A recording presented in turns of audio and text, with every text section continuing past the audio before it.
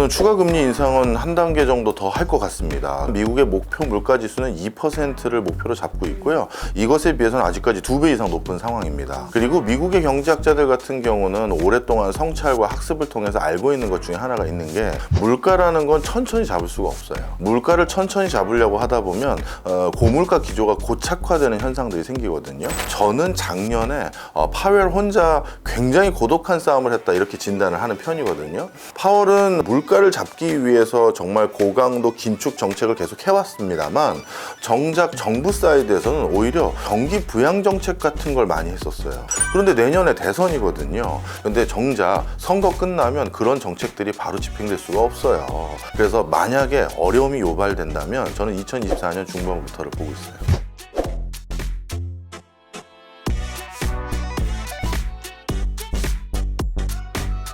안녕하세요. 매주 경제 전문가를 초대해 한 주에 화제가 됐던 경제 뉴스를 살펴보고 경제 1타 해법을 들어보는 시간, 경제 1타 강사. 오늘의 게스트는 박정호 교수님이십니다. 교수님 어서 오세요. 예, 안녕하세요. 안녕하세요. 저는 명지대학교에서 일하고 있는 박정호 교수라고 합니다. 간간히 한국경제산업연구원 부원장으로 직함으로 이제 활동하기도 하고요. 요즘은 유튜브나 방송, 라디오 등에서 여러분들 찾아뵙고 있습니다. 첫 번째 키워드 경기 침체 관련해서 좀 질문을 드려볼게요. 네. 요즘 미국 경제 어렵다는 기사 정말 많이 나옵니다. 한국 경제도 당연히 영향을 받으면서 어려워질 수밖에 없을 텐데요. 미국이 또 국가 부도 위험이다, 막 이런 이야기도 나와요. 조금 어떻게 생각하실까요? 네, 하나하나 좀 설명드리면요. 일단 미국의 국가 부도 위험이다. 이것은 그런 여러 가지 논란들은 있습니다만 실제로는 국가 부담까지 진행되지는 않을 것 같습니다. 사실 미국이 이제 부채 한도라는 게 의회에서 정해놓은 게 있는데, 그것을 초과한 적이 이번이 처음이냐? 그렇지 않거든요. 과거에도 부채 한도를 넘어섰던 적이 있었고요. 이렇게 부채 한도를 넘어섰다가 2011년도로 제가 기억하는데, 그때는 의회에서의 합의가 조속하게 도출되지 않아서 잠시나마 국가 신용등급이 좀 떨어지다 보니까 미국의 종합주가지수 기준으로 한 20% 가까운 하락을 접한 적은 있습니다. 하지만 그러한 부채 한도에 대한 다시 재조정이 일어나고 나면서 빠르게 회복을 했던 사례가 있고요. 그때 한 번을 빼고는 나머지는 미국의 국가 부채는 이렇게 보시면 돼요.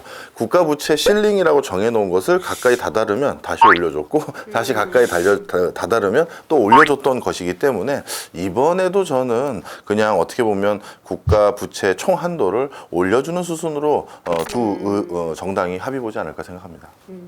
미국이 현재 5.25% 금리인데요. 네. 또 연준이 추가 금리 인상을 좀 시사하고, 또 금리가 추가적으로 오를 것이다, 이런 이야기가 좀 많이 나옵니다. 추가 금리 인상에 대해서는 교수님 좀 어떻게 보실까요? 예, 저는 추가 금리 인상은 한 단계 정도 더 할 것 같습니다. 그 이유가 왜 그러냐면요. 물론 앞자리 숫자가 바뀌어서 지금은 물가 상승률의 기조가 4% 후반대까지 내려온 건 사실이에요. 하지만 미국의 목표 물가 지수는 2%를 목표로 잡고 있고요. 이것에 비해서는 아직까지 2배 이상 높은 상황입니다.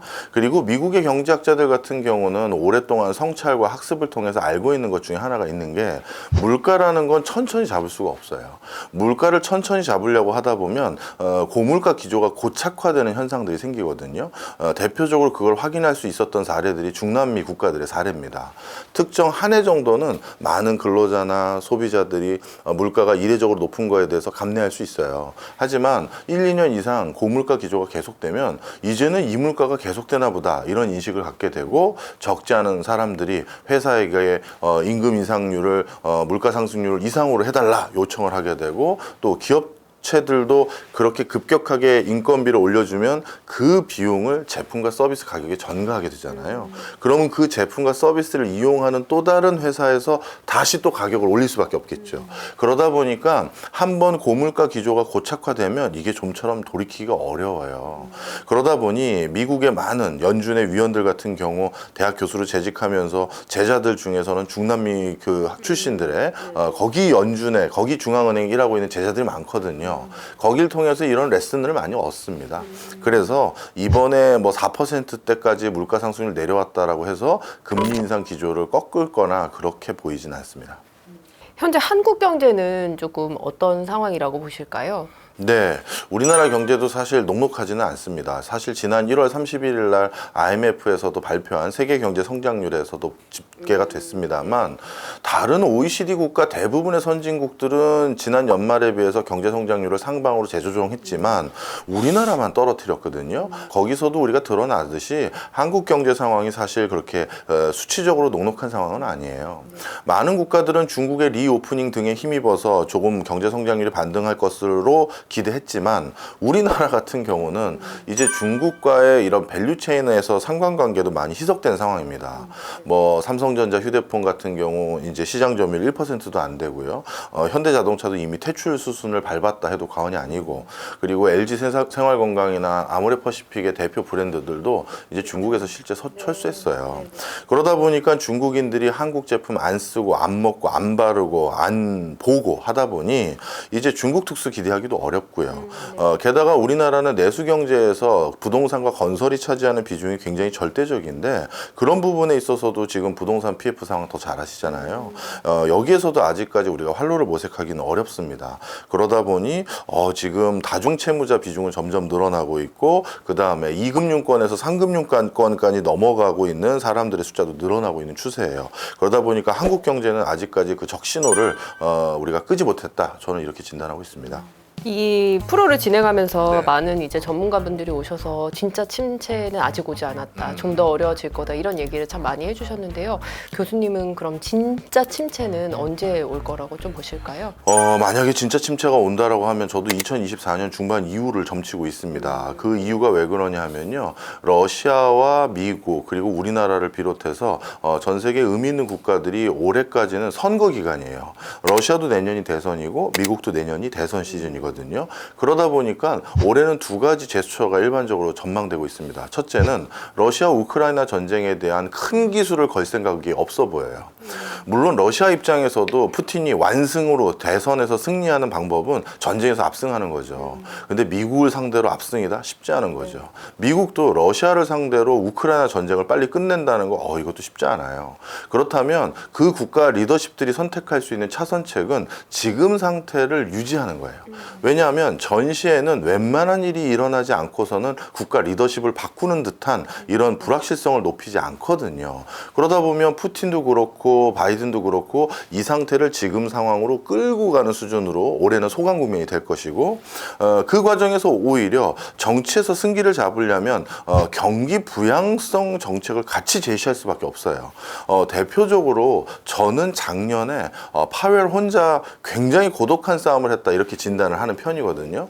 왜 그러냐 하면 파월은 그 물가를 잡기 위해서 정말 고강도 긴축 정책을 계속 해왔습니다만 정작 정부 사이드에서는 오히려 이게 경기 부양 정책 같은 걸 많이 했었어요.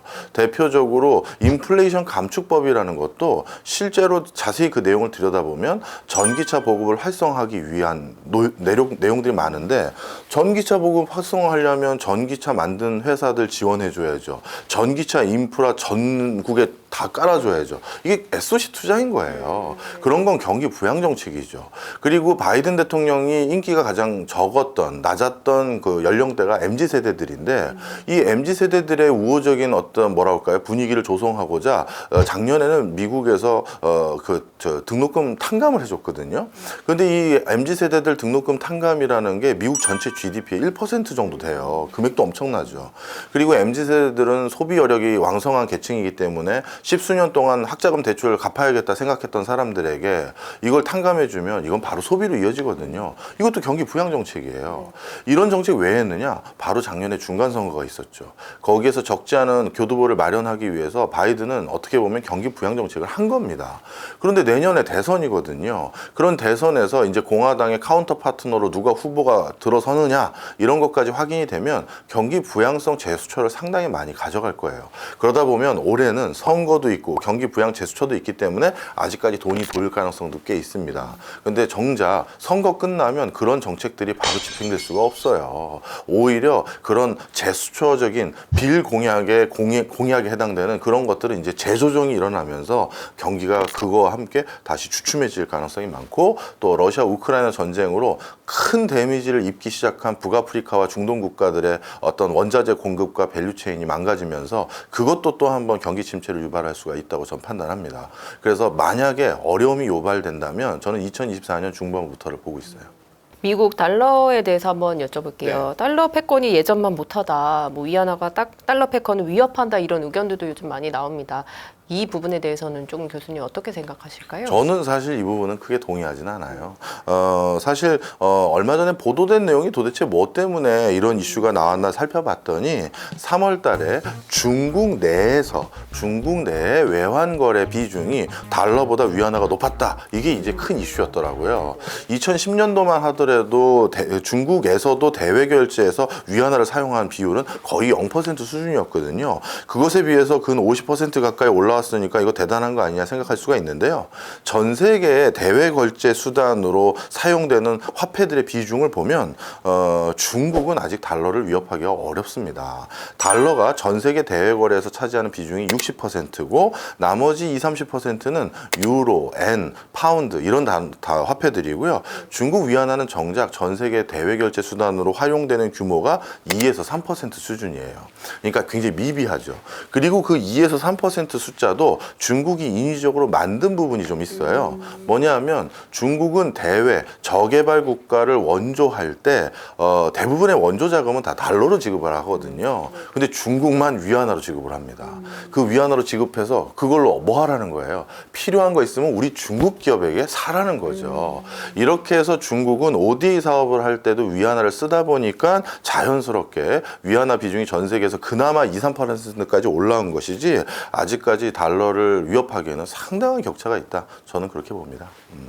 아까 말씀해 주셨던 것 중에 2024년 중반 이후에 진짜 경기 침체가 올 것이다 라고 해주셨는데요. 그렇다면 경기 침체에 맞서서 좀 우리가 지금 준비해야 할 어떤 대비책이 있을까요? 예, 사실 지금 유발된 경기 침체의 대부분의 요인 중에 하나는 물론 여러 가지 요인이 있겠습니다만 저는 러시아 우크라이나 전쟁을 꼽죠. 코로나19 극복하는 과정에서 유동성 뿌려진 거 그거 극복하기 위해서 긴축 재정했다. 그것만 가지고 이렇게 고강도 긴축 안 해요. 러시아 우크라이나 전쟁 때문에 유발된 게 있거든요. 그렇다면 이 러시아 우크라이나 전쟁이라는 초유의 악재를 오히려 호재로 바꾸는 것이 경기 침체를 빠르게 극복할 수 있다고 생각이 듭니다. 대표적으로 예전에 오일 쇼크 때문에 우리나라 경제가 정말 휘청거렸을 때 오히려 역발상을 해서 오일 쇼크를 일으켜서 오일 머니를 벌어들인 중동 국가에게 가서 돈을 벌자 해서 그때는 건설 붐으로 우리가 적지 않은 경제 활로를 모색할 수 있었어요. 그런데 지금은 뭐다? 러시아 우크라이나 전후 피해 복구 사업입니다. 월드뱅크에서 집계한 숫자를 봤었을 때 벌써 2,000조 원이 넘었어요. 우리나라 1년 국가 예산이 600조 원이 넘는 걸 생각해 보면 한 3년치 예산에 해당되는 금액이거든요. 그러면 러시아 우크라이나 전쟁이 내년이나 내후년 어떤 형태로든 일단락이 될 것인데 그때 우크라이나 전후 피해 복구 사업에 우리가 많은 참여를 하고 거기서 교두보를 얼마나 마련하느냐가 그 뒤에 지금 전개될 것으로 예상되는 경기 침체 또는 경기 위축에 어떤 실마리를 푸는 단초가 되지 않을까 생각이 합니다. 사실 저는 요즘 개인 투자자들 정말 불안하게 쳐다보는 마음이 많습니다. 1년 반이나 2년 전쯤에 제가 뭐라고 많은 유튜브 채널에서 말씀을 드렸냐면 지금이 주식을 배울 제일 안 좋은 시기입니다. 그때 그러면서 한 말씀 더 드렸거든요. 코스피의 종합주가지수는 꺼질 때 코스닥의 주가지수는 올라갈 겁니다. 왜냐하면 개인들이 코스닥으로 전환을 하거든요. 코스닥에서 연이어 나쁜 세력들까지 맞물리는 곳에 한 번 더 내 주머니 털릴 수 있는 요지가 있다. 저는 그렇게 진단하고 있어서 굉장히 위험한 상황이다. 저는 그렇게 봅니다.